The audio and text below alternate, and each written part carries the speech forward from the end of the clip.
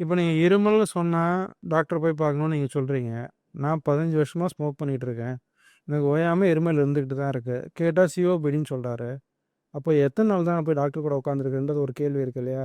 இது ஒரு முக்கியமான பிரச்சனை. ஸ்மோக்கிங் வந்து கேன்சர் இல்லாத மத்த பிரச்சனைகள்னாலயும் இருமல் உண்டு பண்ணும். அப்போ தொடர்ந்து இருமல் இருக்கிற ஒருத்தரு, எப்ப போய் கேன்சர் இருக்குன்னு செக் பண்ணிக்கிறது? அப்படின்னு ஒரு கேள்வி இருக்கு இல்லையா? ஸோ நீங்க என்ன கவனிக்கணும் அப்படின்னா, இந்த இருமலுடைய கேரக்டர் மாறுதா? இப்போ முன்னாடி வந்து ஒரு நாளைக்கு 4 தடவ, 5 தடவ இருமல் வருது. இப்ப எனக்கு ஒரு நாளைக்கு 10 வாட்டி, 15 வாட்டி இருமல் வருது அப்படின்ற பட்சத்தில, அது ஒரு டேஞ்சர் சைன் 1. இன்னொன்னு முன்னாடி வெறும் இருமல் மட்டும் தான் இருக்கும். சளியெல்லாம் நார்மலா தான் இருக்கும். ரொம்ப ஒண்ணும் பிரச்சனையே இல்ல. இப்ப சளியில பிளட் வர ஆரம்பிக்குது. அப்படின்னா 100% டேஞ்சர் சைன். நீங்க அத இக்னோரே பண்ண முடியாது. 2வது. 3வது இது கூட சேர்ந்து வெயிட் லாஸ்ன்னு ஒரு தொந்தரவு வருது. இல்ல இது கூட சேர்ந்து எனக்கு குரல் மாறியிருக்குன்னு தொந்தரவு வருது.